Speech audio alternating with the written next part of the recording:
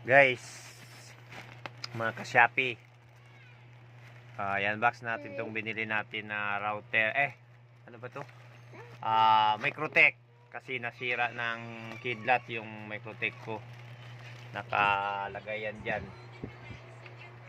Kaya ito, bubuksan natin. Yan, buksan mo, misis. Yan nga pala, may misis ako baka kala nyo binata. Binatang.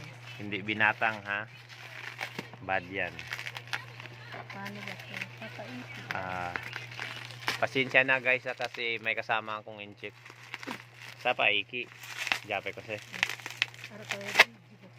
Ay wala, hindi yan sinali yung gati mo. Okay guys. Microtech. Yan. Half series. Microtech half series. Ano to guys? Thank you. Thank you card. Yan guys, may pa thank you pa. Okay. Yan. Manual. Hindi na yan uso itong manual. Yan. Adapter niya, power supply. Parang 5 volts yan eh.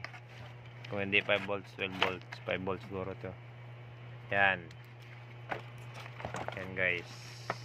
Microtech. Yan.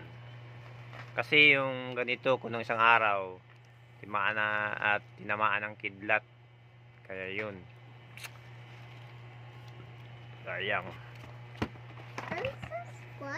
Ito yung supply niya. Micro ang ano niya guys, 5 volts ata to. Tingnan natin. Kita ba? Basta 5 volts to. So hanggang diyan na lang to guys.